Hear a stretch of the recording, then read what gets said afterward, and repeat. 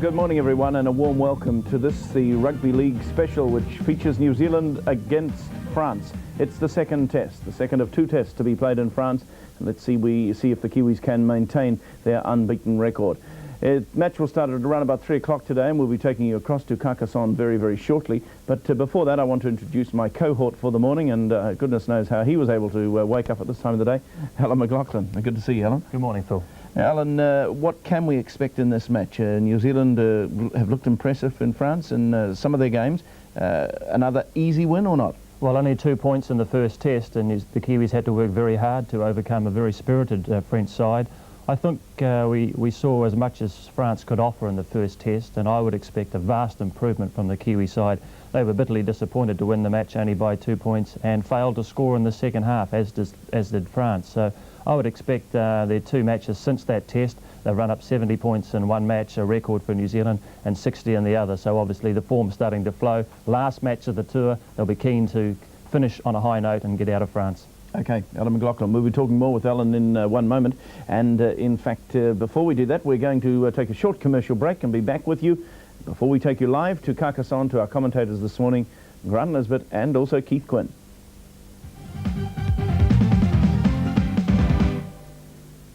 So there are 4 new test caps for this match against France. George Mann, Mike Kawiti, Dean Clark and Dave Watson. Let's see how the New Zealanders perform. I gather the bus has arrived safely, so that's the most important news.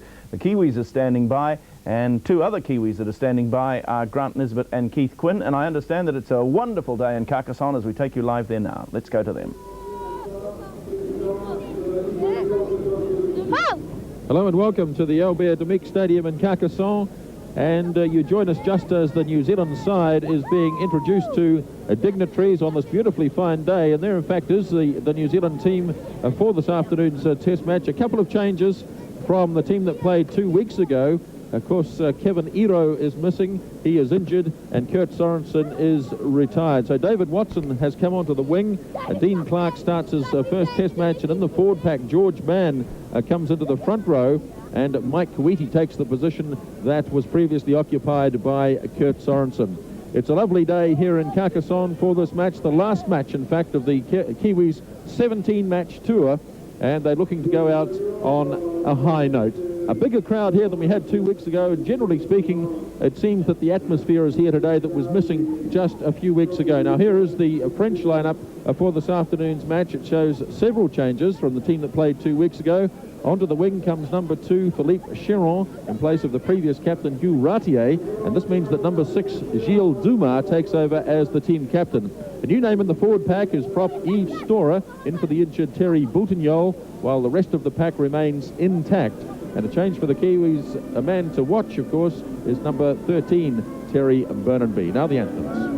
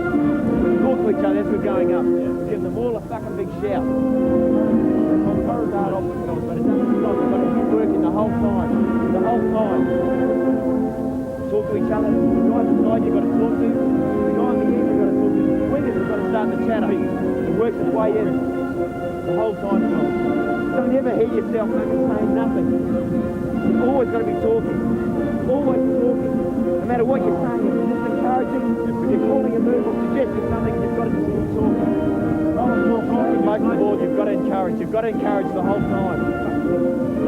Take it to him, nothing short. Go up, put him on your advantage. Well, Hume again giving the Kiwis a bit of a rev up there during the anthems as the referee, Robin Whitfield, heads out towards centre field. We'll have the Kiwi haka very shortly. And a chance also to introduce Keith Quinn, who's joined us in Carcassonne for this match, and quite an atmosphere here, Keith. Well, it really feels like a test match atmosphere. Grant, there was a great quote from Hume again while the anthem was playing. Don't ever hear yourself saying nothing, he said to his teammates. In other words, he's calling for massive communication between the players. So they're really very keen to end this tour on a high note and give the French team a real hiding here today. And it really does feel like a test match. It's quite marvellous. And I think, Grant, there's quite a difference from when you were here a fortnight ago for the first test. Yes, absolutely. The weather conditions are better. It was very, very windy that day. There still is quite a wind coming from left to right as we'll see this game, as we look at Robin Whitfield. He did the first test, but there's a bigger crowd by far. In fact, it looks to me as though there's twice as many people here. No doubt encouraged by the performance of the French team in that first test when they were very close. They went out to a 14-0 lead, and the Kiwis got it back to 16-14 at half-time, and that was the score at the end, in fact. So it was a near thing, and as you say, the Kiwis want to finish this tour on a high note.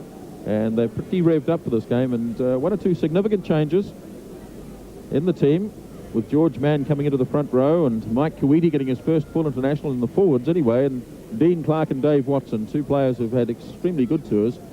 And there is the main stand, and as you can see, it's pretty full. Lovely afternoon here in this lovely town of Carcassonne, and we've thoroughly enjoyed a couple of days here in preparation. We're going to see the New Zealand team haka to start the game, led I think by Sam Stewart. Sam Stewart and Mike Kuwaiti. Looks like a dual effort up front.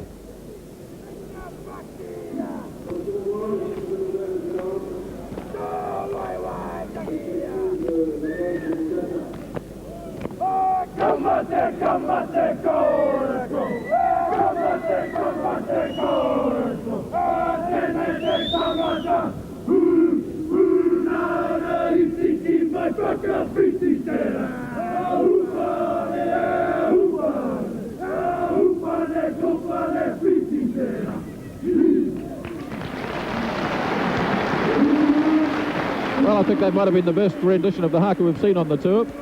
Some of the performances have been a little bit lukewarm, but that was a good one from the Kiwis. Another man on the public address system is calling out for the French team, so quite a bit of enthusiasm being whipped up here. I'm really looking forward to this, Grant. My first away rugby league test. Well, the man on the public address system has got the crowd going. That is the French response to the New Zealand haka, the New Zealand challenge. So in the first half, it'll be the Kiwis playing from right to left, and they're playing into a light wind.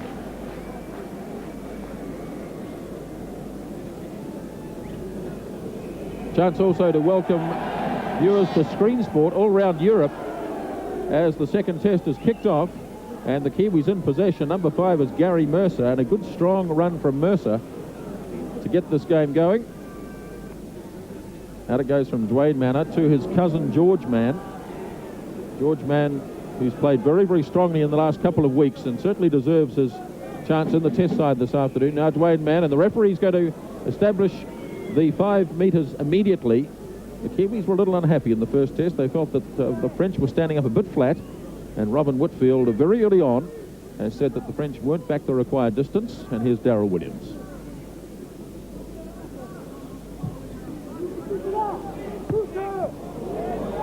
Ball stayed in the field of play. It was knocked forward, but they play advantage there, so the Kiwis back in possession. Man up to Todd.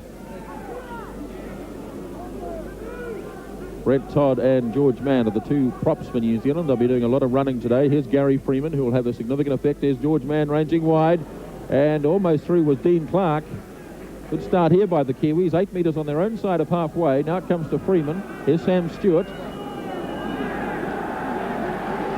Solid tackling by the French team as the Kiwi skipper plays it. Now Freeman, across to Stewart. Sam Stewart didn't last long in the first test. He took a very hefty knock early on. There's the kick coming from Tony Kemp, and he's thumped to the ground. Not late.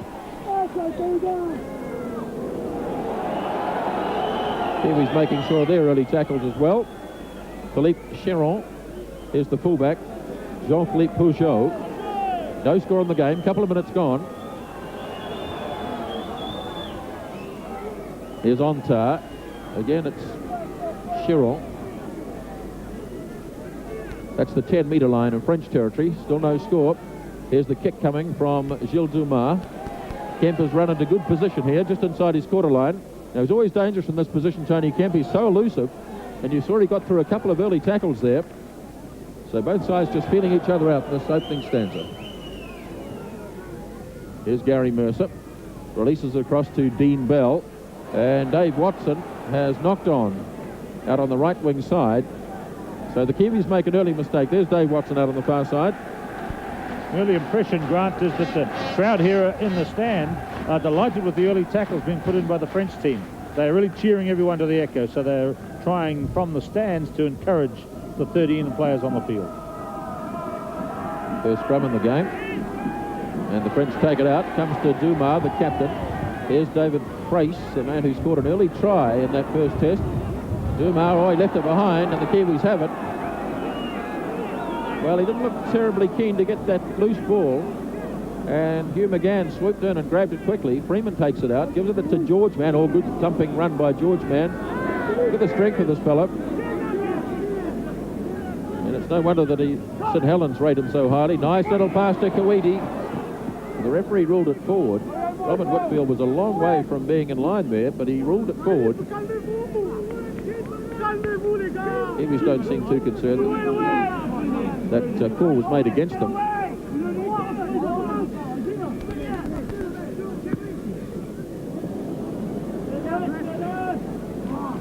Finally come back to the French. Good little run by Patrick Ontar. Finally, McGann made the tackle.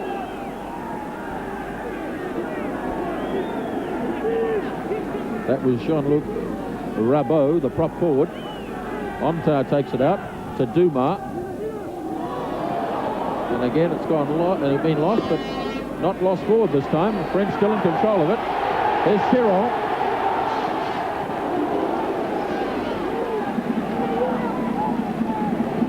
Taken away again by the French. Ontar. And Yves Storer. Taken down 5 metres out. The French threatening the line here. As K-Demi out to Dumas. Burnhamby. And the Kiwis have made the telling tackle on Bujo, and Sam Stewart scoops it up. So once again the Kiwis having to absorb some early pressure here.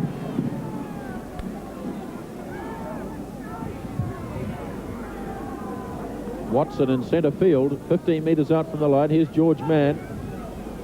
Another good run by Mann. Takes it up and just over the quarter line. He's a hard man to put down. He manages to stand in the tackle. Here's Todd. No score on the game. And we've had just over 5 minutes play. Here's Mike Kawiti. Kiwis have taken it to 10 metres from halfway. This is the last tackle. They're looking for Gary Freeman. Floats it across to Mercer. Gets inside a high one. And the French have it. Mercer's gone down. The flag is up. Yeah, Todd foot tripped the man, I think, Grant. I think it's Brent Todd that is going to be called out. Touch judge was right there on the spot. It was definitely a foot trip that brought the Frenchman down. So another New Zealand player over on his back in centre field. Here it comes again. Have a look at Todd here with his left leg. Yeah, that's pretty bad, isn't it? Stretching out on a reflex and knocking that French player to the ground. Well, that's Gary Mercer, who's still down. He looks to be in a fair bit of trouble, Gary Mercer. So the Kiwis at the moment only have 12 players in action. And Robin Whitfield's going to lay down the law again for Hugh McGann. And the Kiwis, in fact, have been penalised as Whitfield is gesturing. There's too much chatting going on. Back chat to the referee, I imagine. That was his gesture, and serious situation up at halfway. Gary Mercer. Peter Boyle, the New Zealand physio, he's on the left there, and Wayne Morris, the doctor, both in there having a look at Gary Mercer, and he looks to be in a fair bit of strife. The back reserves for the Kiwis are Kurt Sherlock and Kelly Shelford.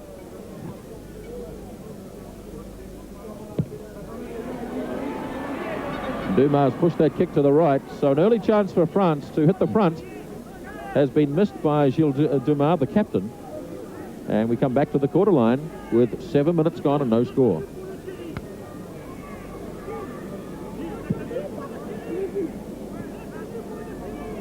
although you can't see him at the moment, to Gary Mercer, is still being attended to near halfway as Darryl Williams gets it underway again. Kiwis chasing up hard, and they really did chase up that time, and it was Patrick Ontar, the halfback, who took it down. K to me hands it up to Rubbo, 5 metres on the Kiwi side of halfway. There's Gary Mercer just getting to his feet now. Kabastani is met in a solid tackle by Brent Todd. Dean Clark was there as well. Brents have made an error. The Kiwis will have it through Gary Freeman. Flicks it up to Dean Bell. Could open out here to the right for the Kiwis. Bell running and had support from Dave Watson, but there were rather too many Frenchmen there. Now here's Watson. Watson doubling around again, took the pass, or the return pass from Freeman. Mercer is now back on the left wing side. Looks to be in reasonable shape. Here's George Mann. He's had a strong game already, Mann. Makes ground every time. His cousin Dwayne Mann now goes into play at dummy half. Sam Stewart back to Freeman, across to McGann. Here's Bell again, up to Watson. Elusive runner, Dave Watson. Gets down inside the quarter. McGann tried to shift the traffic, asking the referee how the heck anyone can play the ball. Now McGann. A long one from Freeman, across to Stewart. Too much room there in the centre field for Sam Stewart. Quickly plays it again. Now Freeman. Freeman under to Kawiti. Up to Darryl Williams. Here's Tony Kemp, and the first try coming up for the Kiwis as Tony Kemp skirts round and scores a very good try. Nice build-up work from the Kiwis, and they've got the start they wanted in this game, and full-back Tony Kemp scores the first try. 9 minutes on. Good skillful play. I was watching Mercer on the wing right throughout that, Grant. You say he's up on his feet, and he is, but he's in pretty bad shape. He's limping very badly at the moment. He might not be on the field for much longer, but it was a superb piece of timing. The play was coming out towards Mercer. As you see it come along the line, you'll see the passer here is Freeman, number 7, and it's coming out, and we were just wondering whether they could get a look at Mercer there, but a nice piece of work by Freeman. And then Kawiti's pass, the next one from Darryl Williams to Kemp, and Kemp beat the poor defence on the inside and was over comfortably for the try. So that's pretty good by the New Zealanders, because in the first 10 minutes the French played very soundly indeed, and they had the territorial advantage, and I think that was the first or second time the New Zealanders had come up into French territory, and the try has resulted. So good beginning for number 1, Tony Kemp. And Tony Kemp, in fact, will attempt to convert his own try. The Kiwis' main goal kickers on this tour, Phil Bancroft and Kelly Shelford, and neither of them are on the park today, although Shelford is a reserve. And so it's Tony Kemp, and my memory serves me right, he hasn't taken a kick on the tour. I mean, 1 or 2 other goal kickers around, but I don't think Kemp has had a shot at goal on the tour, but here he is now. Oh, and he's hit the post, so it's no goal. So Kemp goes back to position, having scored the try, but not able to convert it. 4 points to 0, and we've gone just 11 minutes now in the first half.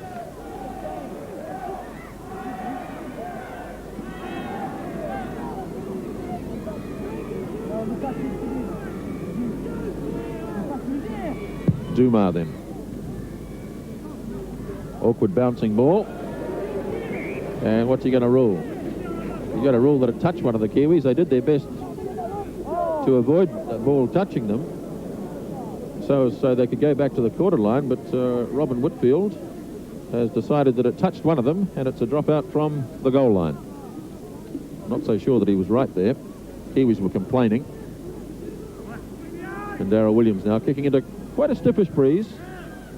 Not a bad nudge, though.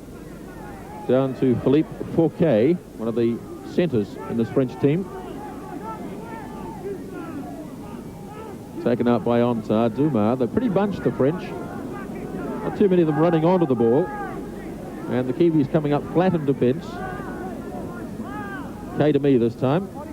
There's Bernabé, number 13. He was a real danger man in the first test, but I think the Kiwis have cottoned onto him. This is Kabastani, the second row. That's a good run. Freeman has to make the tackle with assistance from Stewart. Well, that player didn't know the ball was coming. That was prop forward Jean-Luc Rabot. And Mike Kuiti has possession for the Kiwis. And the Kiwis get a penalty too, as Daniel Dubé was lying all over the top of Kuiti. Certain lack of understanding there in the French attack.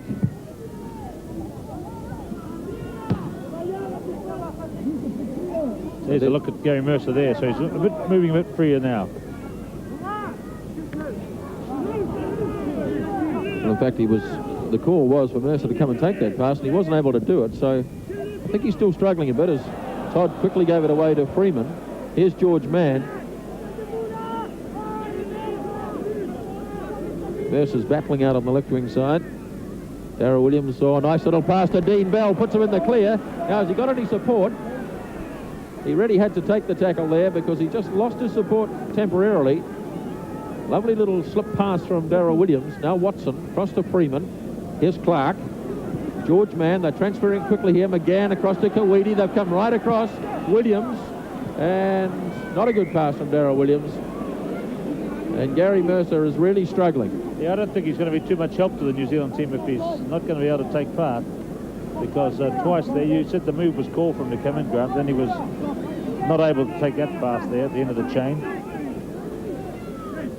It looks to me as though Kurt Sherlock is was preparing to come onto the field.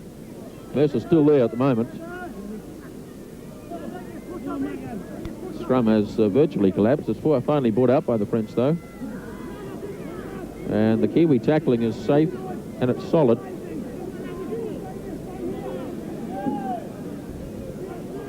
Oh, another mistake made, and the Kiwis have it. Sam Stewart. Great attacking opportunity here now as Dwayne Mann has it. Up to George Mann.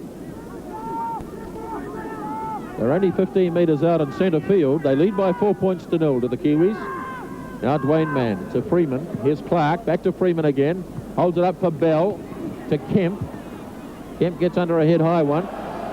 Williams lobs it across into centre field where Sam Stewart is. Big fight out to the left. There is a big go out to the left. Oh-ho.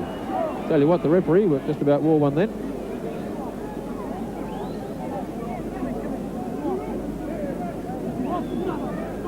I don't see the touch judge in on this occasion. The touch judge is more important and more concerned, I think, with getting Kurt Sherlock onto the field to replace Mercer. But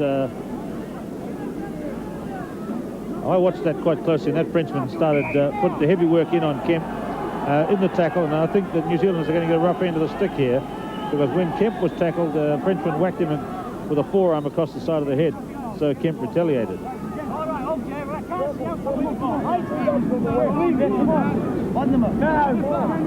Well, the French get the penalty. Kiwis are desperate to get Kurt Sherlock on. They've done that too. So a change has been made.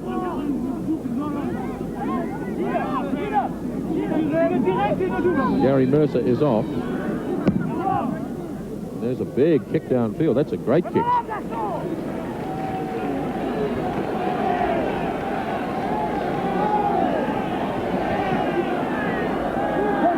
Taken in hard by Storup.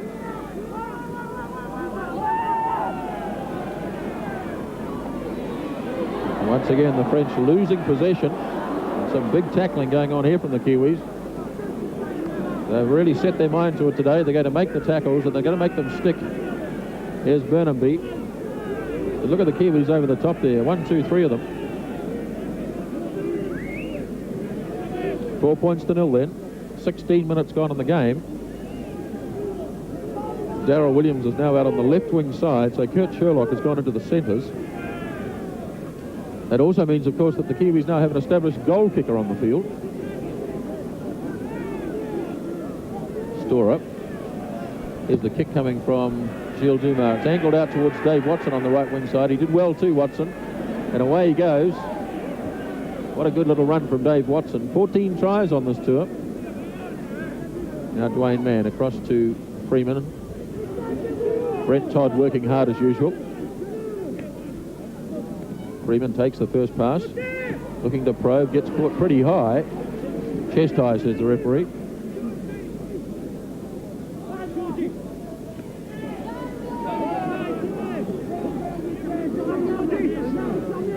George Mann to play it on the 10-metre line, offside against France. Gilles Dumas, the captain's gone down as a shot. Touch judge was right there. He said there was nothing wrong with that. George Mann, I think, might have just given him a wee shove. It gave him a push. It was a push rather than anything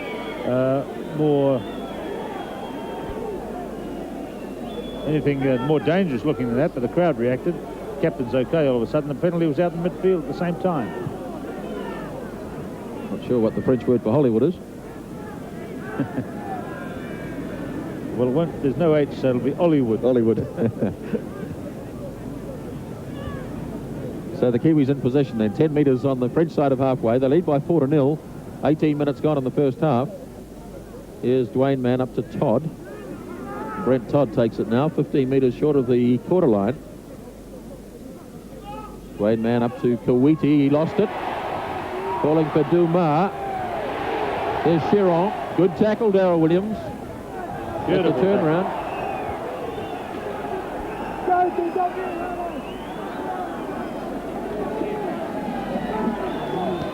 France have it. 10 metres on the Kiwi side of halfway. Here's Dumas. Offside against the Kiwis this time. Right in centre field. And Dumas himself will kick for goal here. I think that was a good decision by the referee. He's obviously going to be fair to both sides and police that one out there. And he's penalised the Kiwis out in midfield. Just a reminder that this telecast is going live to you in New Zealand, but also live on Screen Sport throughout Europe. We'd like to welcome Screen Sport viewers throughout Great Britain and Europe to this telecast, coming to you from the Albert Domac Stadium in Carcassonne, France. The second test between New Zealand and France, and a shot at goal coming up here for the French captain, Gilles Dumas. Oh, and he's missed another one. Well, that was right in centre field. It wasn't a difficult kick for Dumas. And so the Kiwis continue to lead by 4 points to 0. And there'll be a restart from the quarter line. Just reminding you that Gary Mercer is off. Kurt Sherlock is on. And Tony Kemp then from the quarter line. This is Kabastani. Just on the Kiwi side of halfway. Kabastani plays it to Ontar. First time I've seen Cyril Pont involved at all. He's the left winger. Burnham pops it up. Good, solid tackling again. Kawiti and Clark. Little left one in there from Dean Clark. Wasn't seen. Most of the crowd saw it, though, I can tell you that. Well, it was the first punch once again, Grant, came from the Frenchman. The crowd didn't see that one. I don't think we're watching with one eye up here, but they just didn't see the first swing come from the Frenchman. Jacques Jourdain, he's the trainer for the French side. He was on his feet and screaming at the touch judge.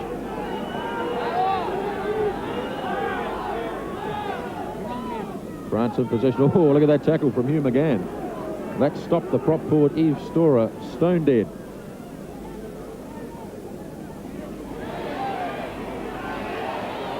Still standing is the fullback Peugeot. Last tackle. France haven't made a lot of ground here. They're 85 metres on their own side of halfway. The kick downfield by Ontar down to Kemp. Now, Kemp hasn't got a Frenchman within 30 metres of him at the moment. Well, he runs into a good tackle from the captain. And Gilles Dumas felt that too, as Dave Watson has a run. Some strong tackling on both sides here. Here's Dean Bell. He was taken by Didier Kabastani. Just over halfway through the first half. Now Freeman. Up to Sam Stewart. Stewart hasn't played a game since that first test when he went off injured. Now Brent Todd. Had a good tour, Todd. He'll be back in training with Canberra Raiders in a couple of weeks. They're in work well before Christmas in Australia. Now Kawiti, nice little double around to Freeman. He got under a head-high job. And the referee's in there too. And I think he's going to have a word with the Frenchman, surely. Oh, it's a turnover. Some pretty heavy work going on Gary Freeman.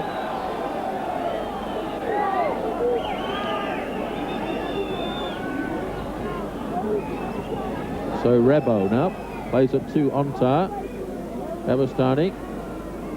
Number 14 there, that's Kurt Sherlock. He's the replacement on the field. He's a good tackler, Sherlock.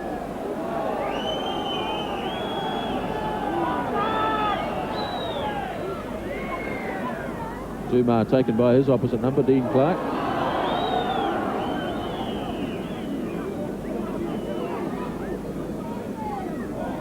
Avastani. Pass knocked down by McGann. Can't regain it, or can he? No. Ball still loose. Dwayne Mann, the sole Kiwi there. And there's a good example of Kurt Sherlock's tackling ability. Kicked through in the tackle by Sam Stewart and knocked on by the Frenchman. Good play by the Kiwis. They're keeping the pressure on. They're maintaining the effort. Now what's this? It's a scrum. It's all a bit frenetic. Is it ever? Incredible, isn't it? Exciting stuff. Lots happening. Boisterous crowd all around us here. Just sitting amongst the crowd. There's no broadcasting box here, and it's all on hands and arms and gestures, waving. Gary Freeman to feed the scrum. Takes it out quickly. Clark. Good run by Dean Clark. Almost up to the quarter line where Freeman waits. Hands it up to Stewart. Stewart looks for his supporting player. It's McGann. Here's Kurt Sherlock. Hands it over the top to Freeman. Up to Clark again. The crowd like that a bit more. Dwayne Mann. Up to Brent Todd. Todd looking inside. Now here's Dwayne Mann. Freeman. Sam Stewart.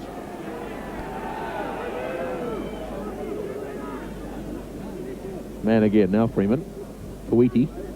Kawiti, a good long pass across to Bell. Here's Dean Bell in the gap again. Still standing Bell, and going for the corner. And the flag's gone up across on the far side, indicating that Bell is out just short of the corner. And what a good run from Dean Bell. Dave Watson, his supporting player, I think came in field, as he could see that there wasn't much room across there. And Bell taken out just near the corner flag. Dean Bell asking the question there. I think Gary Freeman was indicating that perhaps it was a pretty good call, that his feet were out just before the line. Well, France had it. They lost it, though. I think the Kiwis might be back in possession. They are. Watson. Here's McGann across to Clark. Good hands from Sherlock. Across towards Darryl Williams. Williams looking to slip it to Kemp if he can. Can't quite make the tackle. It's only Kemp then to take it out. Here's Kawiti.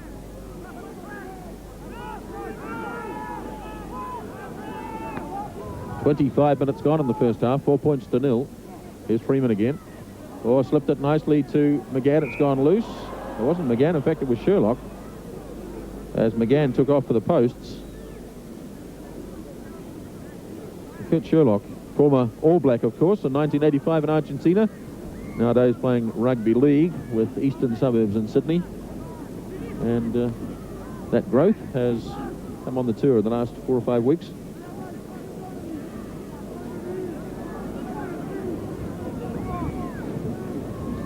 The French not getting the same liberties they got on the first test. The Kiwi tackling has been tough.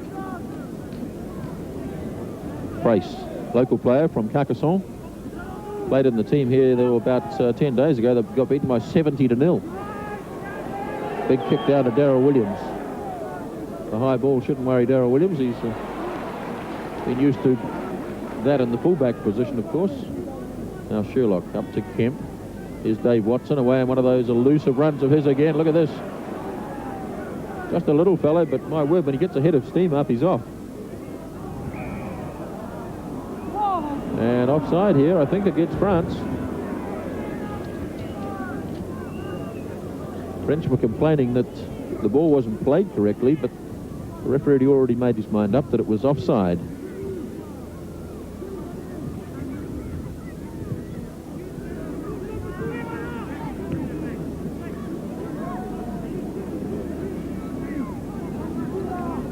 So here's another opportunity for the Kiwis. They're 18 metres out from the line with Dwayne Mann to play it to Watson.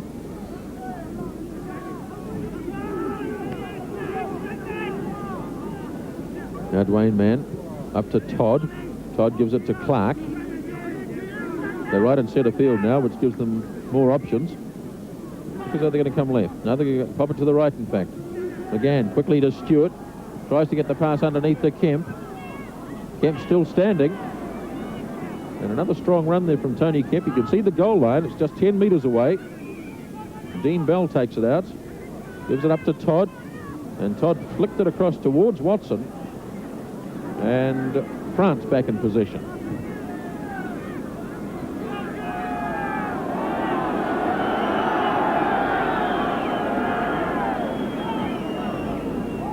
Bit of a standoff there between the two little halfbacks.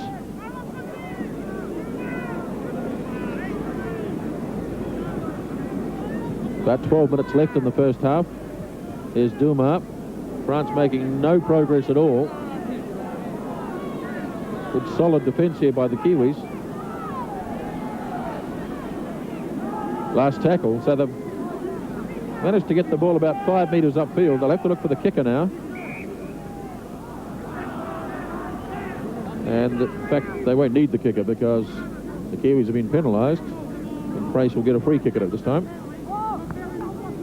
I wonder if Hugh McGann will be getting a wee bit worried, Grant. The New Zealanders have had by far the better of the first 30 minutes, and they've only just got that one break for a try by Tony Kemp. I wonder if they would be feeling that they should be more points on the board to show, more points to show for this tremendous effort that they've put in the first 30 minutes. Boy, that was a good tackle by Dwayne Mann. Here's K-to-me. Little gap opening up. Yves Storer, number 10. This is a better attack from the French. Here's Kabastani.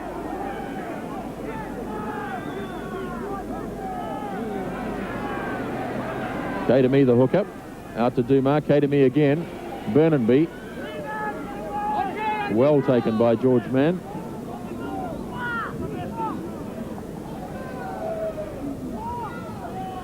George Mann making a lot of tackles there. He was over the top, assisting Sam Stewart again.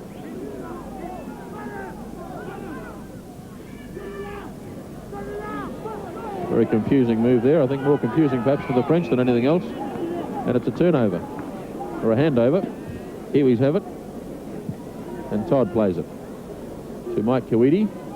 Pushes the little halfback away easily enough. Mike Kawiti in his first full international today. Here's George Mann.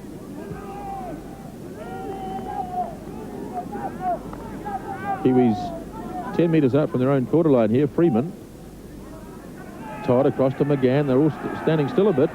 It's left to Sam Stewart to go in and take the crunch. 11 metres on the New Zealand side of halfway. Now Dwayne Mann out to Freeman. Not a good pass that time, and Kawiti had to reach back for it. And the Kiwis are penalised.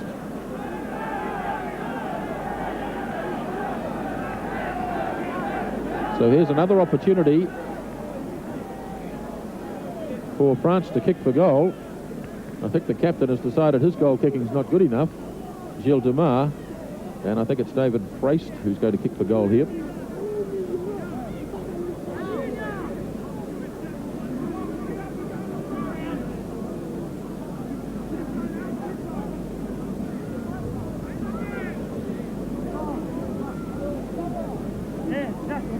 France running in the first half with quite a stiff breeze behind them. So that'll be of some encouragement to the Kiwis to know that they in fact will turn around with the wind behind them in the second half. But they, as you say, perhaps feel they should have converted some of these opportunities into points. Yeah, well, see, here's a kick that if it goes over, it'll mean 4-2. For all that good work, they'll only have an advantage of 2 points. Still, the French are holding together at the moment. And they did through the first test, Grant, I'm told, so they'll be pleased too. So we're in for a good game. But I do think the New Zealanders perhaps should have had more points on the board than 4. 10 would have been a more fair reflection of what we've seen in terms of territorial dominance.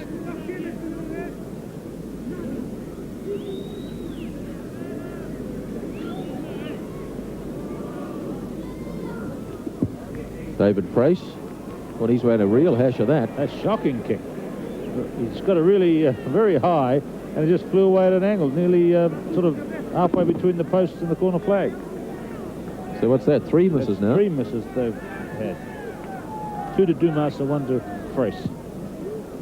So the Kiwis let off the hook a bit. Now the ball's going to bounce here. Oh, and a bounce for the Kiwis. Well, they should never let that one bounce. Everybody said it's yours, and Dwayne Manswell will have it. And so Hugh McGann takes it out now, gives it up to Freeman. Here's Kurt Sherlock. Flicked it nicely to Freeman. Sherlock's played well since he's come on the field. It's taking a while to get off Gary Freeman. Has a look around to say to the referee, well, what's the story? Here's Sam Stewart. He'll unload if he can. Hugh McGann was right there waiting for the pass. Stewart just couldn't let it go. Now Mann up to Freeman, looking for Dean Bell, who's played well. As the centres have had some penetration, both Dean Bell and Kurt Sherlock. Here's George Mann. Still standing. Flicked it up to Freeman. He got his pass away all right. Here's Clark. And Clark has taken 18 metres out. Last tackle. Freeman lobs the little kick in. Could be a good one too. Dean Bell has it, but he'll have to hand it over. Good little kick by Gary Freeman. Dean Bell had been able to free his arms there. It might have been a bit dangerous. And Bell was there to make a pretty telling tackle as well. Dean Bell is one of those players who just loves to play for his country. Couldn't wait to get back here and play in the second test. He's been away to Wigan since the first test, had a couple of games there. There he is, number 3, the Wigan captain.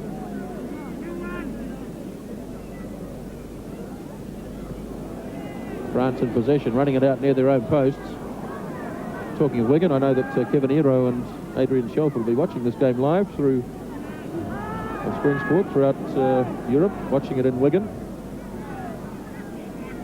4 points to 0. Down to Kemp. 5 metres on the Kiwi side of halfway.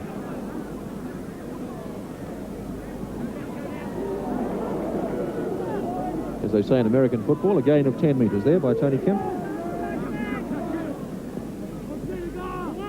Here's Darryl Williams up to Dave Watson. Here's Watson away on one of these runs. Flicks it into Freeman. Freeman ran slap bang into Jean-Philippe Peugeot. Freeman always there though. Good strong run by Brett Todd. Todd to play it to Dwayne Mann. Now Freeman up to Clark. Across to Stewart. Here's Kurt Sherlock. Ball knocked away by a Frenchman into the arms of Clark. It's back with Watson again. Across to Kemp. And Tony Kemp was rather stumbling there. Now Kawiti. Here's George Mann. Thrumping his way through again. 18 metres short of the line. The Kiwis ahead by 4 points to 0. A try scored by Tony Kemp. Now Freeman. Sam Stewart. We have another set of 6 started a couple of tackles ago after that ball was knocked on by a Frenchman. So the Kiwis have plenty of opportunities here. Some nice slick passing. Back it goes again to Kemp. Can't release. Right in centre field. Good strong defence here by France. Now Todd. Todd looks for Sherlock up to Kawiti. Trying to free the arms. Flicked it well to Williams. Oh, what a good pass from Mike Kawiti. And Darryl Williams gets the try, but all the hard work done by Mike Kawiti. Darryl Williams out on the left wing side has completed the try. The Kiwis built up well there, and it was finished by Darryl Williams.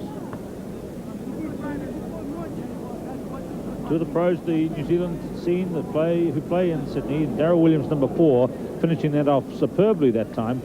Mike Kawiti was involved, I think, in the last pass to Tony Kemp for the first try. So good work by Mike Kawiti from the Upper Hutt Club in Wellington, who was on hand-to-hand to number 4, Darryl Williams, for the try. We'll see the replay in a moment. New Zealand 8 and France 0. Time gone in the first half was 37 minutes. So that'll be of some relief for the New Zealanders who worked so hard and who played for a long time. For nearly half an hour they played with just a lead of 4-0. Tony Kemp with the kick to come.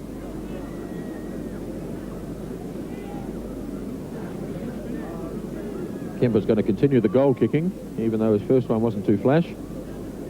But they now know that Kurt Sherlock is on the field. Sherlock is a good goal kicker from close range.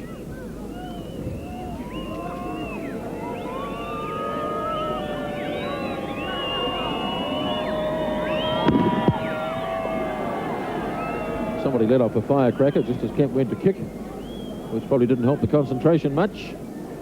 So no goal, two unconverted tries. Let's have a look at this. Here it comes again.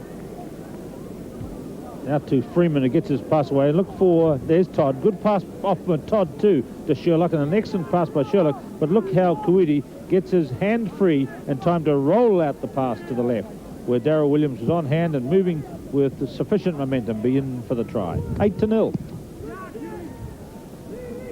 Back live just after the kickoff, and Hugh McGann, the Kiwi skipper, has had a good run. He's over the quarter line. Plays it up to Dwayne Mann. Here's cousin George.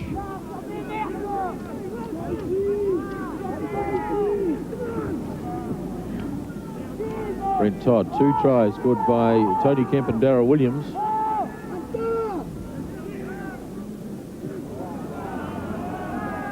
Sam Stewart that time. A little bit of confusion in the Kiwi ranks.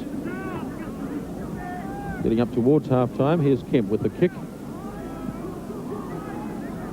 Bringing the fullback, Peugeot, forward. Very hesitant, though. I reckon the Kiwis are gathering a head of steam for a big second-half performance here. I think the French are ripe for the plucking, as they would say at the moment. The French rooster? Absolutely. Tony Gordon made no secret of the fact he wanted to finish with a big one. Good tackle, Sherlock. Kurt Sherlock doesn't miss many tackles. They're all standing a bit still here. Ball's fallen for the Kiwis. Freeman has it. Looking for Dave Watson. Has support from Freeman, who's all over the park today. A little man from Balmain. Gets a bit slowly to his feet that time. Now George Mann gets under a head-high tackle, and that'll be called from Patrick Ontar, the little halfback. And George Mann, none too happy about that. That caught him flush in the face. And that was a good call by referee Whitfield. This will be worth a shot at goal, Grant, wouldn't it? 10-0 at half-time. No, he's going into the corner. Just outside the 22. Kiwis backing themselves to perhaps score another try from this movement. I think they have the same feeling that the French defence is just losing a little bit of its strength. Brent Todd will be the first man up. And in fact, that is half-time. So the Kiwis go to the break, leading by 8 points to 0. Try scored by Tony Kemp and Darryl Williams in a good first-half performance. I've really enjoyed it. It's been a great effort by New Zealand. The French held together for the first 37 minutes, shall we say, before, with just that break leading to the try by Kemp. But New Zealand slowly screwing them down, so that towards the end of the half, the French looked a lot more vulnerable. And I think it'll be interesting to see in the early stages of the second half whether the French can get their act back together, or whether the New Zealanders carry on and confirm their territorial and physical dominance of the first half. New Zealand 8 and France 0 at half-time. We'll be back shortly, Grant. Okay, just a reminder that Tony Kemp and Darryl Williams scored the tries to make it 8-0, and New Zealand have one replacement on the field in the form of Kurt Sherlock with Gary Mercer off. And so that's the story after 40 minutes played. New Zealand 8 and France 0. Back very shortly.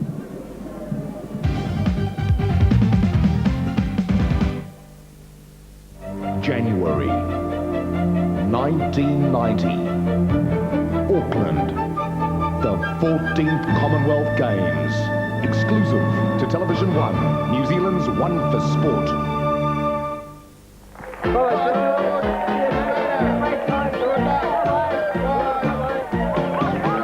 Can you bank on in your future years? We'll show you a life beyond your career.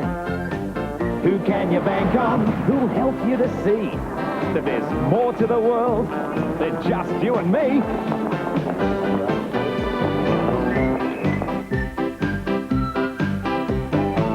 Who Who can you bank on to keep working for you? Because your salary stops, but the bills never do. Who can you... Welcome back, everyone. Well, we'll be joining Grant Nisbet and Keith Quinn in Carcassonne very, very shortly. Interesting to note that the Kiwis, as Keith mentioned, taking all the play to the French team. At the moment, however, having only crossed for those 2 tries, so just have the 8 points advantage. It'll be an interesting second half. Let's hope that they can consolidate and go on to a very easy victory indeed. Well, before we go further and talk to Alan McLaughlin and get his feelings on the match, let's take in the 2 try-scoring highlights that we saw during that first half. Quickly plays it again. Now Freeman. Freeman under to Kawiti. Up to Daryl Williams. Here's Tony Kemp, and the first try coming up for the Kiwis as Tony Kemp skirts around and scores a very good try. Nice build-up work from the Kiwis, and they've got the start they wanted in this game, and full-back Tony Kemp scores the first try. 9 minutes on, good skillful play. I was watching Mercer on the wing right throughout that, Grant. You say he's up on his feet, and he is, but he's in pretty bad shape. He's limping very badly at the moment. He might not be on the field for much longer, but it was a superb piece of timing. The play was coming out towards Mercer. As you see it come along the line, you see the passer here is Freeman, number 7, and it's coming out, and we were just wondering whether they could get a look at Mercer there, but a nice piece of work by Freeman. And then Kawiti's pass, the next one from Daryl Williams to Kemp, and Kemp beat the poor defence on the inside and was over comfortably for the try. Good strong defence here by France. Now Todd looks for Sherlock, up to Kawiti, trying to free the arms, flicked it well to Williams. Oh, what a good pass from Mike Kawiti. And Daryl Williams gets the try, but all the hard work done by Mike Kawiti. Daryl Williams out on the left wing side has completed the try. The Kiwis built up well there. Indeed, a couple of good tries there, and Alan, I think that certainly Tony Kemp sort of a little bit hesitant, but some good running by the backs, particularly Gary Freeman. Yes, I think the new players as well have gone pretty well. I'd like to see George Mann get involved a little bit more. I watched him in the first half. He tended to do a lot of tackling, but hasn't carted the ball up as much, and they're missing him out in a few moves. I think the other new players, Dean Clark has tackled well, and Mike Kawiti, of course, with that lovely pass to set up the try. And overall, the Kiwis have put a lot of pressure, and perhaps 8 point is not quite as good as they would have expected. I'd like to see a few more options. The French backs, from what we can see, are still getting up offside out wide, which is destroying any movement New Zealand have, and perhaps they should look to get a bit more depth, and they haven't seen too much kicking either. I'd like to see a bit more chip kicking over the top, perhaps from Gary Freeman, to try and just turn the French backs around a bit more and get them onside a bit more. Certainly taking the ball wide, that has proved to be the big factor in our success in this game so far. Well, both tries have come from spreading the ball wide, haven't it? And we've tended to turn the ball back on the inside again, like we did in the first test, and we play into the French hands. But the French have done a lot of tackling in the first half, and that could easily tell in the second spell. And niggly types, aren't they, the French? You can see they get the first dig in, and then, of course, the Kiwi retaliates and normally ends up with the penalty. Well, we didn't see the touch judges come on in the first test, but this time they have come on a couple of times, and the French are not averse to do it. You notice the hands going up around the face in the tackles, and it is really annoying for the players, and I think our players have done pretty well to control themselves at this stage. The penalty count is shared at this stage. So what's your prediction for the second half? Will they run away with this one? Well, I don't know about run away, but they certainly would like to spread the ball wide, and I'd like to see Tony Kemp hitting the line more and coming in on the burst, and the same with Dave Watson. I've been most impressed with the tackling of Kurt Sherlock, and he's linking up nicely, but I think the Kiwis will open it up in the second half. Okay, Alan McLaughlin. Well, now let's rejoin the action in Carcassonne. Back to Grant Nisbet and Keith Quinn. Stadium in Carcassonne for the second half of the second Rugby League International between New Zealand and France. And at the break, New Zealand leads by 8 points to 0, having scored 2 tries. Tony Kemp the first, Daryl Williams the second, and they were perhaps worth a few more than that in the first half, but they only managed to score 8 points to 0, and New Zealand losing Gary Mercer in that first half to be replaced by Kurt Sherlock. Just a reminder also that this match is worth World Cup points, as indeed was the third test between New Zealand and Great Britain, and Great Britain won that time by 10 points to 6. But this is worth World Cup points, and New Zealand looking pretty good at the moment as they come back onto the park. There's Darryl Williams, who scored the second try. And I'm sure the Kiwis, Keith, will give this all they've got for the last 40 minutes of what has been a very long tour for them. It's been a long tour, right? They've had 18 games, and well, one of them they didn't get to. That was the midweek one at Avignon when the bus was delayed along the route. But players like Gary Freeman here, been away for a long time, and they'd obviously like to finish on an upswing. And they look as though they're going to win the game, but it's a matter of what they can put together in the second half. They certainly looked as though they might have been a bit better than 8-0 in that first 40 minutes. So just having a quick look at the two teams on the field to see whether in fact there are any replacements, and I can't see any in the New Zealand side. Looks like number 17 is on for France, so we'll just check in fact to see who that is. Denis Bien. Looks like he might be playing on the left wing side, so we'll check that as time goes on. Anyway, we're about to go.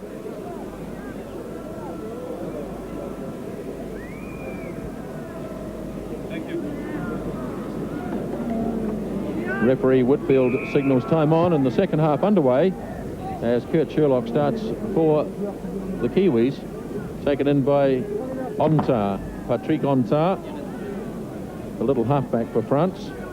There is the new man, Bien, and the Kiwis tackling is going to be strong early on.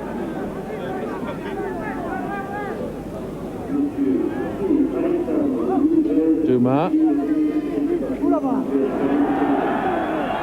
And a head-high tackle there from Brent Todd. I think that's the call.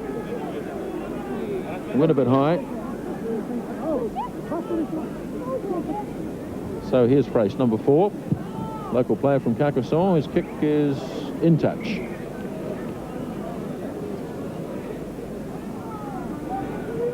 Interesting change here. Dave Watson, we're not destined to see him up close here. He's playing out on the left wing side now, and we've got Darryl Williams out on the right.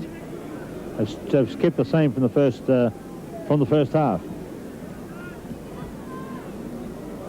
French have it, and the French also have a penalty.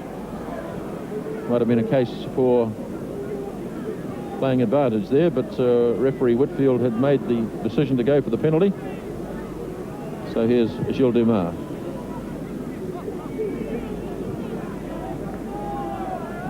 Ontar puts it on the mark. Up to Dumas. Oh, McGann came up and made a big tackle. That's the sort of commitment that the Kiwis are going to need in this last 40 minutes. They're offside, though.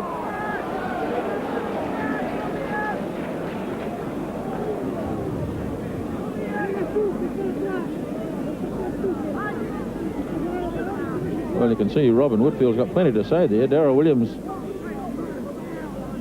not sure what all that was about. Bit of back chat by Darryl Williams. Now, I think it might have been for the hit on Hugh McGann, which seemed to me to be pretty bad, but maybe from the midfield, Darryl Williams was giving the referee some advice. That's about 3 penalties in the second half to France. There's Frace. Well, that's a good run by David Frace. Scored a try in the first test. He's a dangerous runner, as you can see.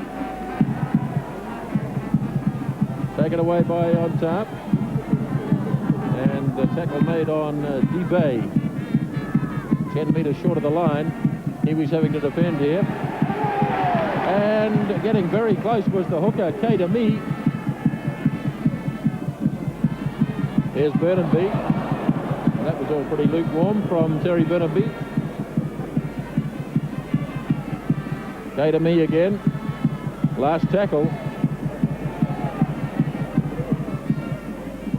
Out to Ontar. They'll have to shift it quickly here. Dumas. Little kick by Peugeot. And a good save made by Williams. Gary Freeman is there. So is George Mann. They'll be looking for Brent Todd this time. So enthusiastic tackling by the French in the opening stages of this second half. George Mann's taken high and he complains to the referee. Dean Bell with the kick. He gets flattened. Could get a bit out of hand here. It's just bubbling under at the moment, isn't it? A lot of tension in the game.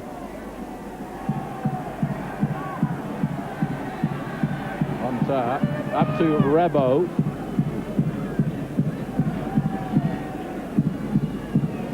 France attacking, 40 metres short of the line. Here's Burnaby, here's Price again. Held this time by Sherlock. He'll play it to Debay.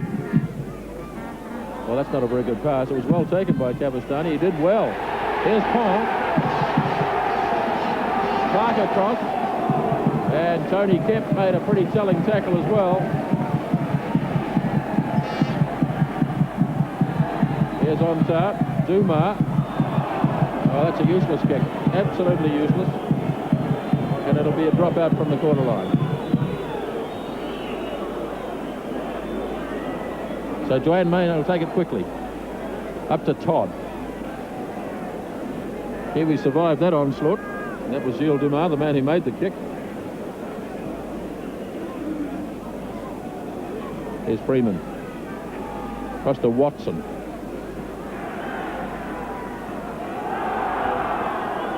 Freeman up to Sam Stewart. Enthusiastic run again by Stewart. Next man up is Kemp, will do the kicking. Lobs it down to Jean-Philippe Pougeot. Kiwis all there. George Mann and Kurt Sherlock make the tackles. Here's Pong. He looked pretty dangerous down that left wing side when he went. We hardly saw him in the first 40 minutes too. So he's getting involved at least here in the second half. Still 8-0 to the Kiwis.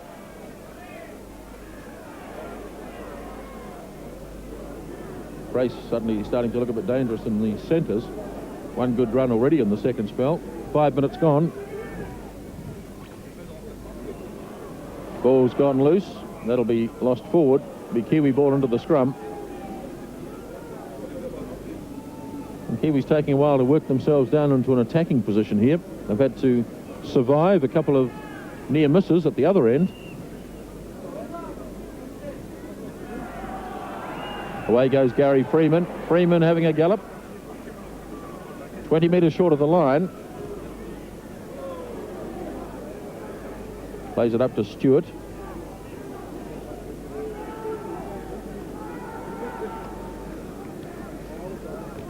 Now Dwayne Mann. Again, Freeman takes the first pass. Here's Clark. French defence is up very, very quickly.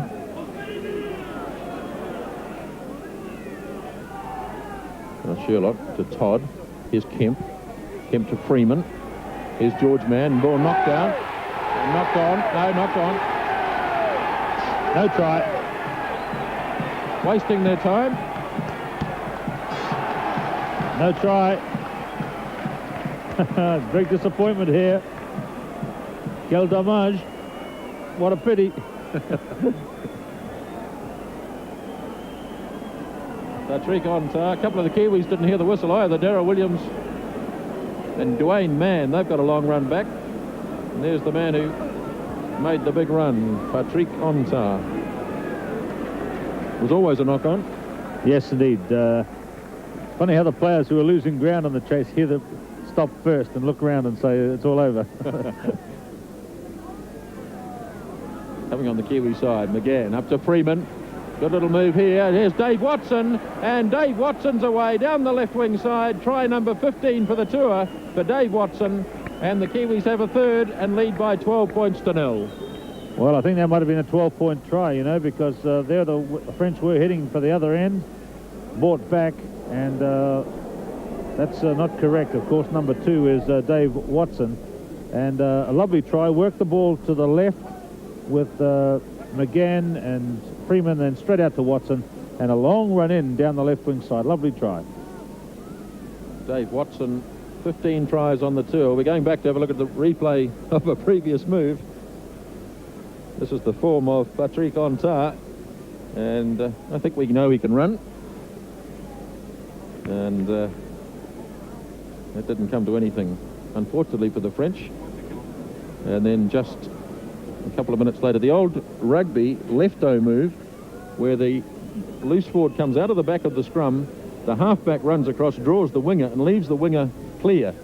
And the Kiwis have worked that move a number of times on this tour, and just about every time it's worked to perfection. Change of goal kicker now, Kurt Sherlock. That's a good kick. Made it look so easy. The first successful kick of the day from anybody, and Kurt Sherlock lands the goal. 14's appropriate on his back because that's the score, 14 points to 0.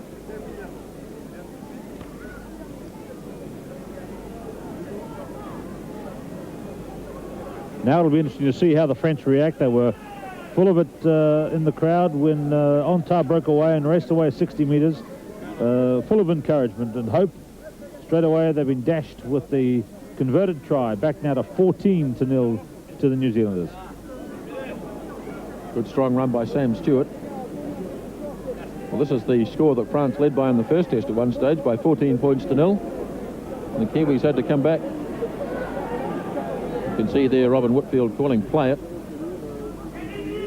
Pass knocked down, but it's been knocked forward by France. The Kiwis might get another 6 here. They will. So 6 more from here. George Mann looking to offload to Tony Kemp, who was coming through from fullback. Here's Todd. Well, the Kiwis absorbed that early second half pressure. What a good tour Hugh McGann's had. Inspirational leader on the field and exactly the same off the field. Now Kemp up to Dean Bell. Away, Darryl Williams goes down the right wing side, looking to lob it back and field to Mike Kawiti, and Mike Kawiti gets a try, and it's really starting to open up now. And congratulations all round. Hugh McGann, one of the first there, he's delighted. Hugh McGann and Mike Kawiti have been roommates throughout this tour, and Kawiti, who came on this tour probably as a second team player, has earned his inclusion in the test side today, and that's a try that he won't forget for a while. 18 points to 0. Superb passing by the New Zealanders. I don't think any of the Frenchmen actually touched them as they come along, as the ball comes along the line. Beautiful passing. Bell made the space for Williams. Williams having a look all the time, realising he's not going to make it, lobbed the pass, not to the first man, not to the second man, but long pass infield to the third man, Kawiti, and he's over, and no French player touched a New Zealander in that try. Well, we thought the floodgates might open, and I think the finger is almost out of the dike here. 18 points to 0.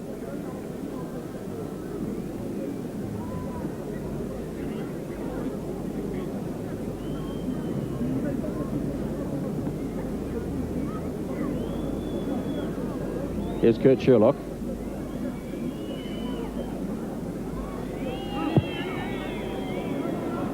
Not this time, just pushes it to the right. So 18 points to 0, and we're 12 minutes into the second half. Already the Kiwis have scored 10 points in 12 minutes here.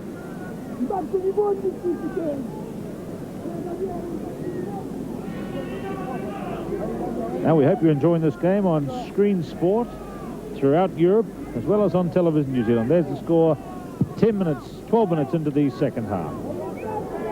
Here's Hugh McGann.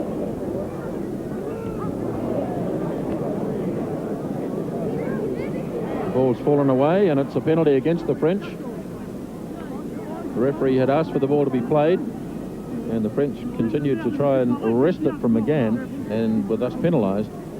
So it's all getting a little bit frustrating now, I suppose, for this French team. They look at the scoreboard and find they're 18 points to 0 down.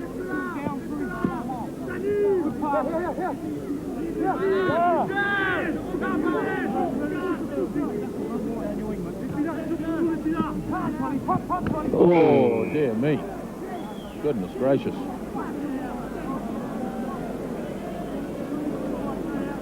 Brent Todd taken in a shockingly high tackle.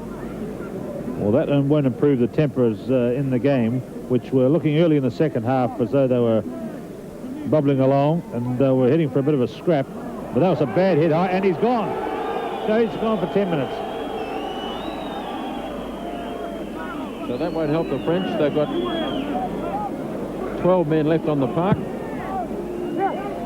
It's the hooker, K to me, who is off.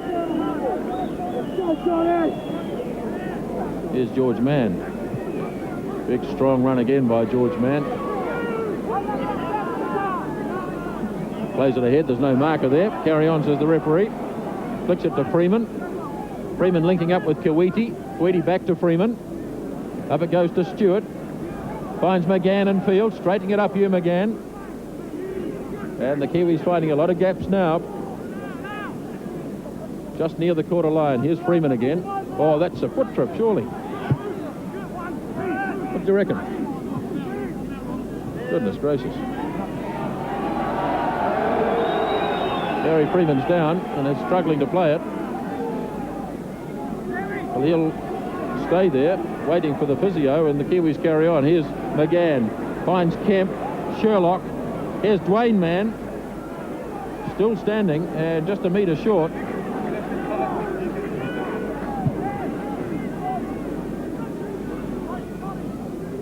So Dwayne Mann. Sam Stewart. Just the ball bobbling around a bit. He managed to get it away, McGann. Freeman's okay again. He's back in action. Here's Kuwaiti. Kuwaiti out to Dean Bell, and Dean Bell will score at the corner. Well, the gaps are all over the place now. France down to 12 men, and Dean Bell gets on the try-scoring list, and it's 22 points to 0. Yeah, lovely try. The advantage of a man coming in deep and running onto the ball at speed was never better shown than in the last pass to Dean Bell. It's a sort of a rugby league principle, and that was well executed by Dean Bell. And for try number 5, that's a third of the second half. So they're keeping ahead of the clock here in the second half with 14 points in about 15 minutes.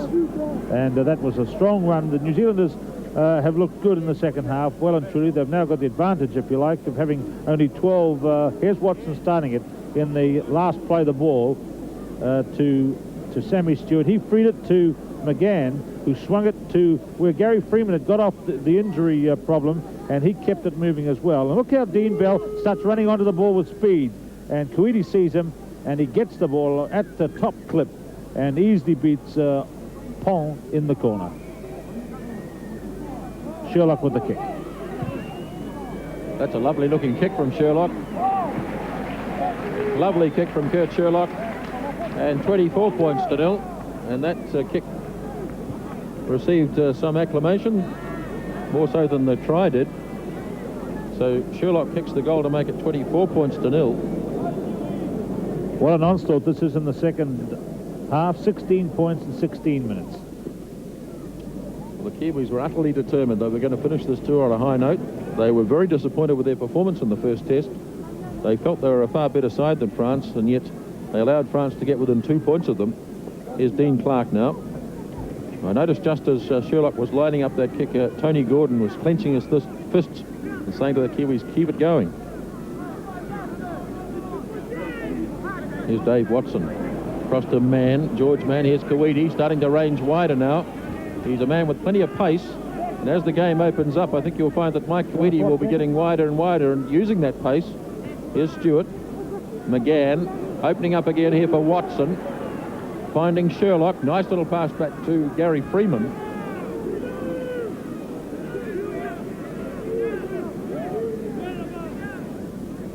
Now McGann pops it up to George Mann. He was able to release it almost inevitably, really. Good pass across to Kuwaiti. Transferred it to Williams. Williams trying to stay in the field of play. It's been taken away by Bell, in fact. But the ball went forward from Williams to Bell.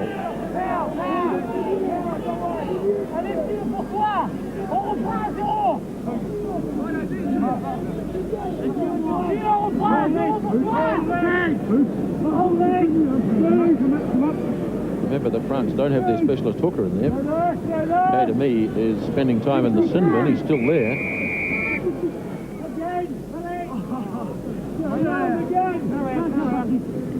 Boots, go again. I don't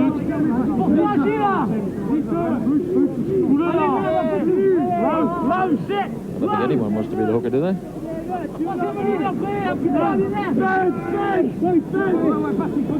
Well, it's in, and it's out. It's all over the place. The ball went straight into Hugh McGann's face there, so he took one on the snorer, as we say. There he is coming back, holding it. So France have a penalty for offside play by the Kiwis. We're almost halfway through the second spell now. 24 points to 0.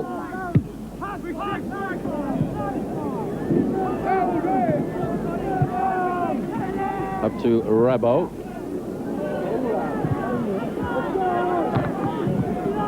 Patrick Ontar can't find too many volunteers to take the next one up. Finally, it's Cavastani who does the job. Here's Burnhamby, who hasn't really fired a shot in this game.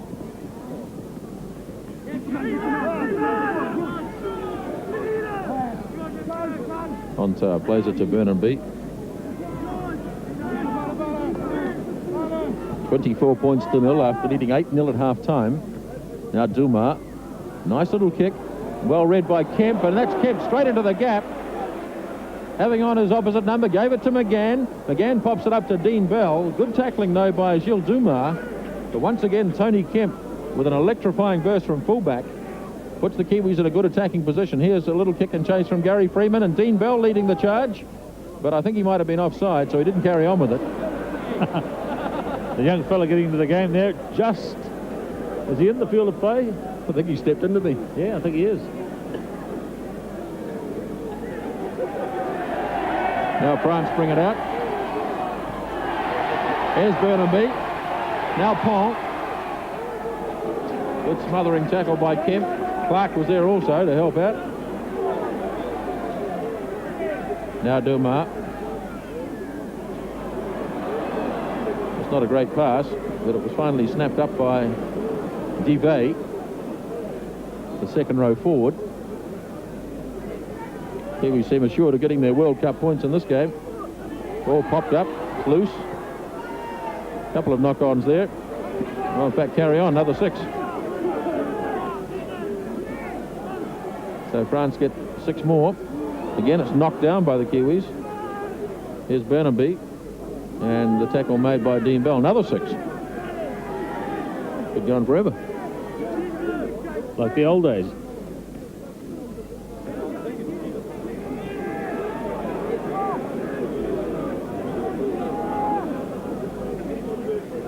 Cavastani to play it. 8 metres on the France's side of halfway. McGann almost got the intercept. You can see that coming a mile off. Only 1 team in it now, though. 24-0 in the second half. And time gone nearly 22 minutes.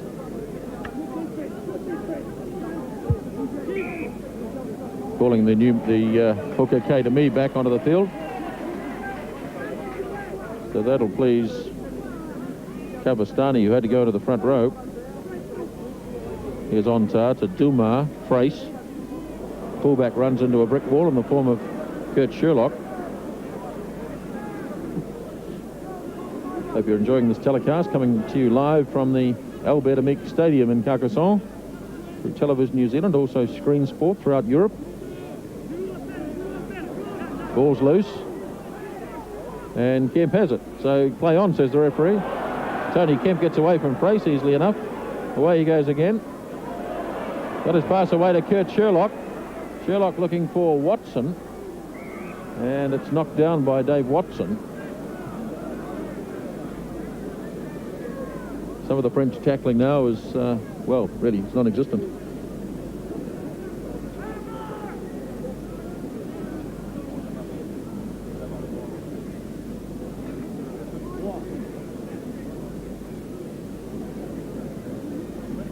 Taken out by Ontar to Duma.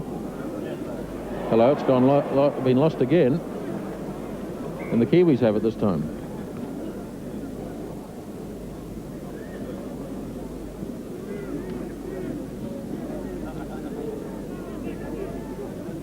This lovely old town of Carcassonne. Freeman up to Bell. Here's Kemp again.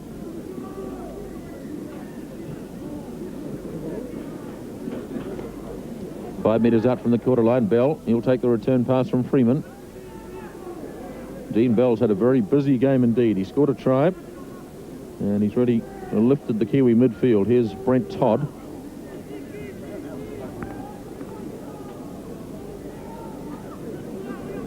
Todd plays it now to Dwayne Mann. Here's George Mann. Freeman again, spots a little gap.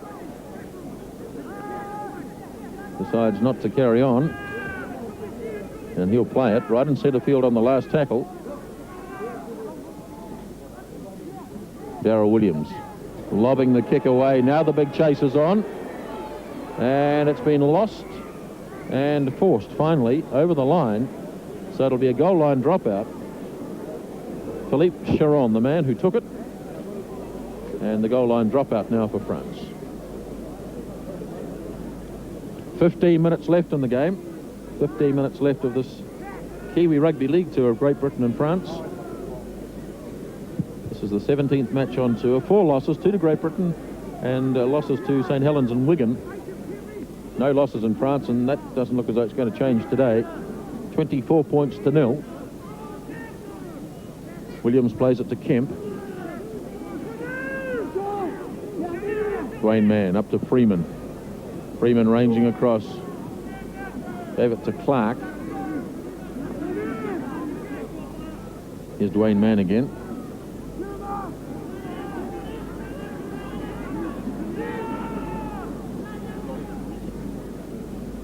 Freeman missing out. Todd gave it to Kawiti. Here's Kawiti. And in the corner goes Dave Watson. And the referee says yes. Well, what another skillful run by Mike Kawiti. And Dave Watson has gone in at the corner. Kawiti sets up another one. And it's 28 points to 0.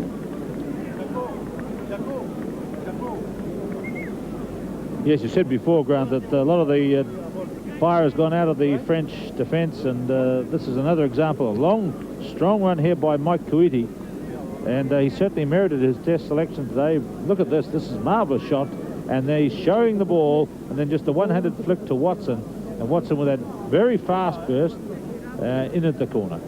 Nice try, the second today for Dave Watson. So there's Mike Kawiti having a game with Gary Freeman. He's had a hand in a lot of the tries and really has been an inspirational effort from Kawiti. He may not be in this test had Kurt Sorensen not decided that his international career was over at the end of that first test. Sam Stewart pretty happy with proceedings. There is Mike Kawiti from the Upper Hutt Club in Wellington. It's been a long time making it to a New Zealand side. He's been in the Wellington team for a long, long time. In fact, he's played over 50 matches for Wellington. And at the end of January, he'll come back to this part of the world to play at Leeds.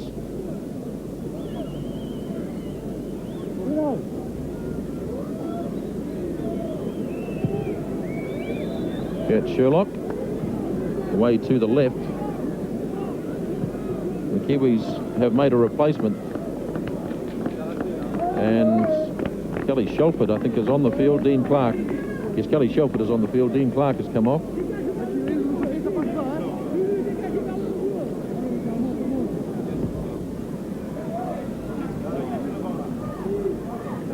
So there's the score, 28 points to 0. And we've had about 28 minutes in the second half, so about 12 to go. And looks like replacements all round here. France are going to make one as well. Number 16 is Gotti. Got to find someone who wants to come off the field. Maybe they'll play with 14. No, in fact, it's the little winger, I think. Philippe Charon.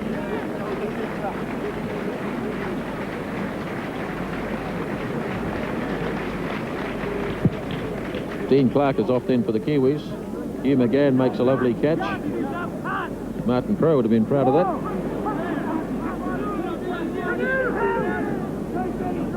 As Williams plays it. 28 points to 0. George Mann goes crashing on. What a strong game he's had. Now Dwayne Mann. Here's Kelly Shelford. His first touch. He's on for Dean Clark.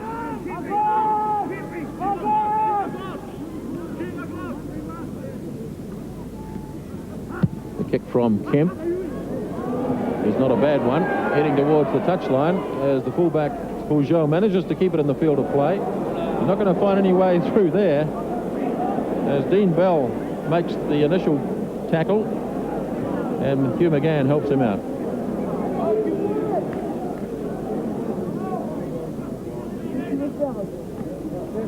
There's Peugeot again. 28 points to 0.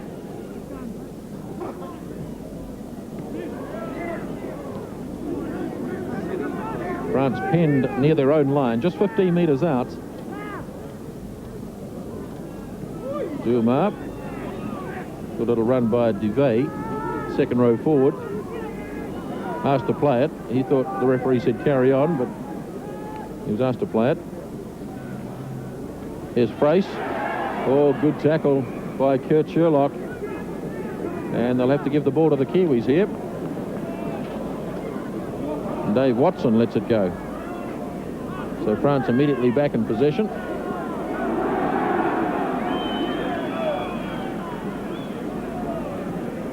Now Dumas, not sure what to do, gives the pass to Rabot.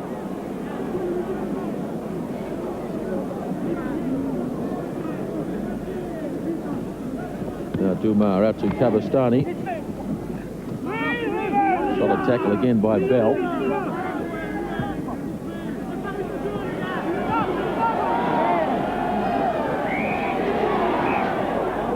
We can come back. There's been a bit of an altercation, shall we say.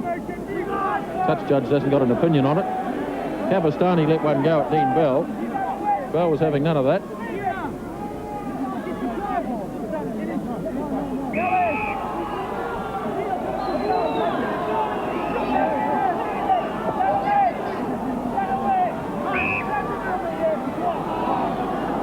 Robin Whitfield wants to have a yarn with Dean Bell.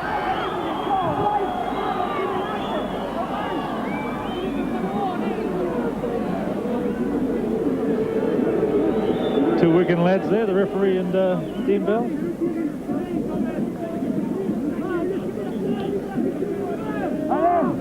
So,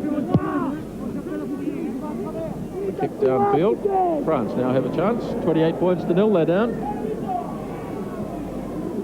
Sorry, Grant. The referee's from Widnes, of course, isn't he? Robin Whitfield. France have it in centre field.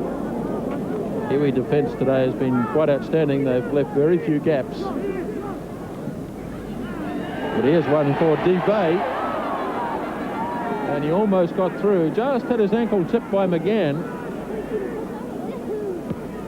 Kiwis won't want the French to get a try here. Well, they won't do it by doing that because Kelly Shelford now has the ball. And plays it to Kawiti. Now Freeman. Cross to McGann. Good quick hands. Now Dave Watson's away down the left wing side. Lobs it back in field to Kemp. Here's Kawiti again. Looking to offload if he can. He does again to Kemp. They kept it going. Now Sherlock up to Dwayne Mann. Well, that's good play by the Kiwis. That started way down near their own goal line. So it's taken out by Sherlock. Now Freeman. Here's Kawiti to Watson. Stewart. Watson again. Bringing it back towards the traffic. Todd. Just near halfway. 28 points to 0. About 8 minutes left in the game. George Mann. Flicked it away in the tackle. Now Kemp. He got it away too to Dwayne Mann. French just not making or killing the ball. And the Kiwis allowed to stand in the tackle and let the pass go. Kelly Shelford hit straight up the middle on the last tackle. Now Freeman across to McGann. Oh, a big hit on Kurt Sherlock. Ball's loose and is fielded by Dave Watson. McGann, Kiwis keeping it going. Here's Kemp again. Looking to release the pass, does so to Dean Bell. Kiwis just toying with the French here, keeping the ball alive. George Mann, hither and thither. Still going, finally goes to ground. Now Todd.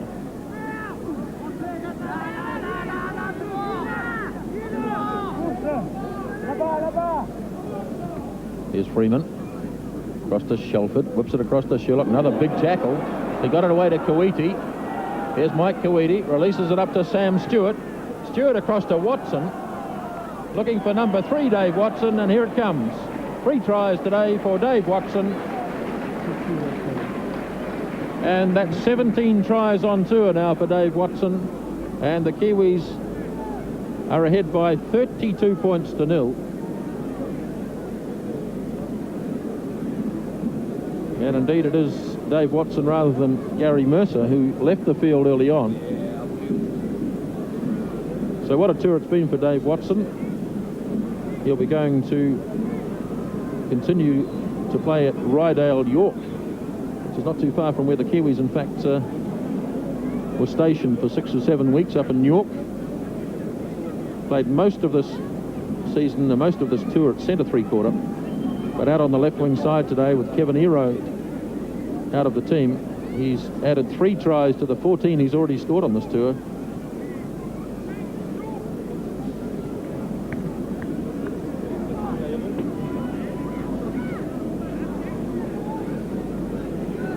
Once again, Mike Kawiti had a big hand on the try.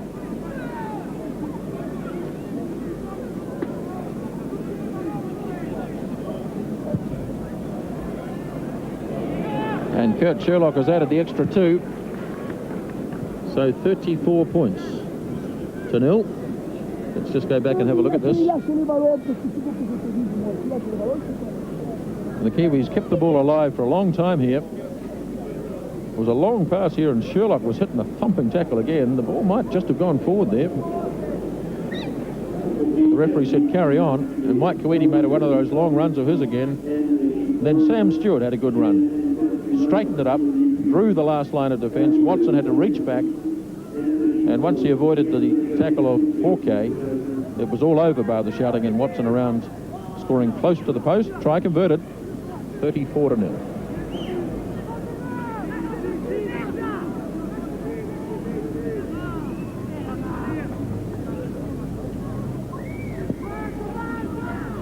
George Mann. Another strong run from George Mann.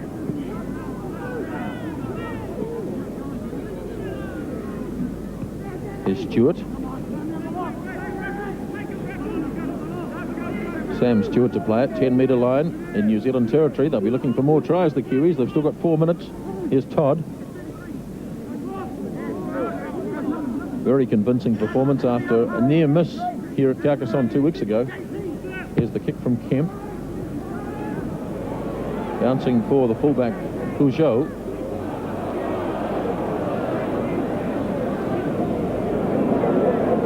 Not much spirit left on this French side now. Big tackle again by Hugh McGann on Burnhamby. McGann gets in and makes the second tackle on Cyril Pond, the wing 3/4.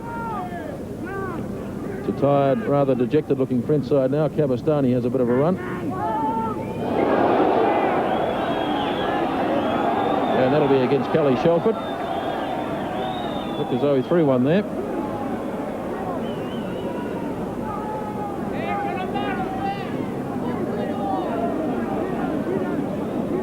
Cabastani was the target.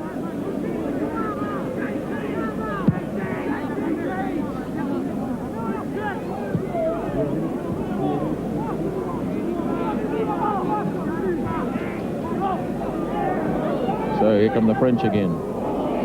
That was a forward pass for sure. So time running out, just over 2 minutes left in the game.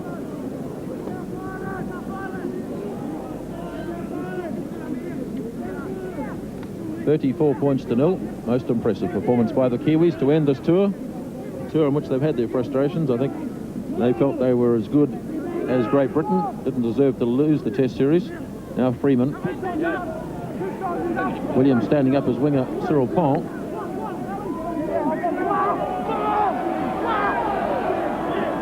Freeman gives it up to Dean Bell. Bell goes into the action.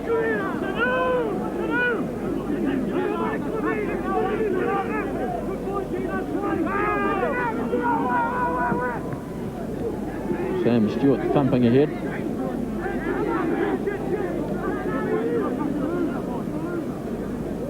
Wayne Mann gives it to Freeman. Freeman wipes it across field. Here's Pouchot.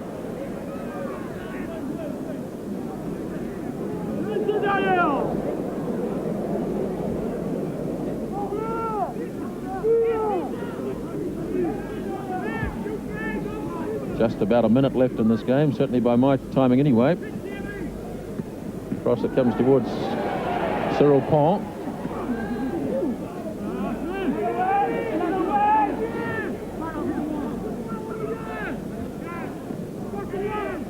There's a Rabot, the prop forward.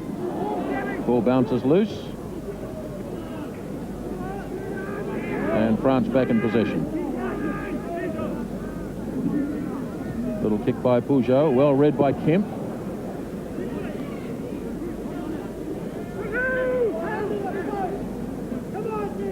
Just on the Kiwi side of halfway, and that's where Tony Kemp will play it. Having a few problems getting to his feet. Kawiti up to Sherlock. Releases it nicely to Shelford. Decides to take the tackle. 8 metres inside Kiwi territory. Just running time out here now, the Kiwis. They have the lead. They always set themselves. They wanted to win it by 30. It's 34 points to 0. Ball's gone loose. And the referee decides to put down a scrum.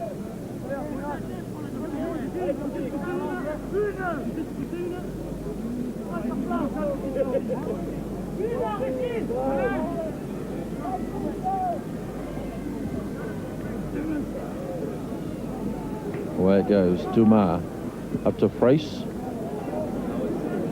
BM, one of the replacement players. France have 2 of those on the field. The Kiwis have made a couple of changes too, as Burnham B knocks it on this time. So it's a bit of an untidy ending to this game. Looks like Hugh McGann down on one knee.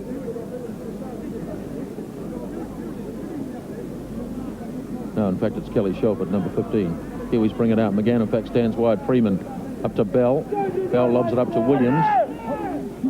Williams releases it nicely for Gary Freeman. And that's the end of the game, as Gary Freeman takes the tackle. And the Kiwis have beaten France by 34 points to 0 after leading at the break by 8 points to 0. Tony Kemp and Darryl Williams scored tries in the first half. And in the second spell, Dave Watson, who'd been the leading try scorer with 14 prior to the start of this game, he scored 3 further tries. And other tries scored by Kawiti. And in fact, that was it. So, and Dean Bell scored a try also. So the Kiwis came with 5 tries in the second half. And Tony Gordon there looking pretty happy. And no reason why he shouldn't be either, because the Kiwis have really played extremely well here in the second spell. 2 tries in the first half, 8 points to 0. And we're just standing by to maybe have a quick word down on the field of play as the French team leave the field. That's the end of a 17-match tour for the Kiwis. And there's Sam Stewart, who's worked very hard indeed on the tour. So we can leave our screen sport viewers at this stage with the news from Carcassonne that the Kiwis have got the World Cup points, winning the second test over France today by 34 points to 0. Now for Television New Zealand viewers, just stick around, because any moment we hope to grab an interview with, and I think in fact Keith Quinn has some players down there with him, Tank Gordon and Hugh McGann. Well, we have with us Tony Gordon coming in. Tony, congratulations, 34 to 0, a record score for the New Zealand Kiwis in France. How do you feel? Well, I think it'll silence a lot of Monday morning coaches back home, but very impressed with the way the blokes come out and played, especially after such a long tour. What was the difference between the performance here today and the first test? Oh, the preparation was far greater here, and we didn't have so much travelling in the first test, and obviously the cancellation didn't go down too well, and I thought the referee went pretty well today. What about this performance today, added on to the games you played and the form you showed in Britain? Is this the best performance you put together? No, I think the 2 games against Great Britain in the first test have witnessed was far outweigh this game, but you know, still a great performance to win by that much. Okay, Tony, what's the future for you now? I don't know. I think I'll go home and spend a few weeks around the beach and decide what I'm going to do. You might be available for next year? I definitely I've got an agreement with George Rainey. I'll let him know what's going on. Okay, Tony, congratulations. Great way to end the tour. Thanks very much. Thanks very much, Tony. Here's the captain, Hugh McGann. Hugh, congratulations. A marvellous win. A whole bunch of tries there, especially in the second half. Was that the key to the win today? Very much so. We planned to go out and play the reverse of what we played in the first test. And that was play against the wind, which we did, and we were able to be in front at half-time and come into the second half with the wind behind us and put on a few more tries, which thankfully the guys did and stuck to the game plan, which is one thing that we probably haven't done through a great percentage of this tour, so it is very relieving. It looked like at the last few minutes I was down the sideline, it looked like you were very keen to keep them to nil. Very much so. You know, we came at the start of this French section of the tour to try and keep it no tries against us. Unfortunately, the first 2 games have proved not the case, but in the 3 games after, we've kept them scoreless and they haven't crossed their line, which is another incentive. Now, the unfortunate missing of the game midweek meant that you had a longer preparation for this game too. Yeah, it was a lot longer preparation, which was probably good for us. Going into a game a few days after another game, or especially a test match, it is very hard to lift yourself. But thankfully, I won't say thankfully it was called off, but it was, in hindsight, it was a good omen. Now, in modern terms, Hugh, this has been a heck of a long tour. You've been away since late in September. We've come over a span of 4 months now to December. Long trip. What have you got to say about the tour overall? Well, generally it has been a fairly happy tour, but it is an extensive tour, very long, too long, I think, for players to be away from their loved ones, friends and family back home. Everyone's keenly looking forward to having a couple of days rest in London and looking to all the smiley, friendly faces back in New Zealand. I think in your own case you've got a little baby that's started walking, I think, since you left home? Yeah, he started walking, he started to talk. I'm very much looking forward to seeing how he has progressed over those few months. I've missed out a lot with my family, and once again I am looking forward to going home. It's been the same for the others in the team as well? Very much so, too. And what's the future, Hugh, for you? You're carrying on in the game? Well, I had ambitions at the start of this year to have a good home series against Australia and an away test series against Great Britain. Unfortunately, that didn't come about, but I've probably got a shot next year at taking all 3 home series in New Zealand. So if things come right, I'll see how I am at the end of this tour and the start of next season. I probably would like to have another crack. Okay, Hugh, was a great way to finish the tour with a 34-0 win. Well done. Thank you very much, Steve.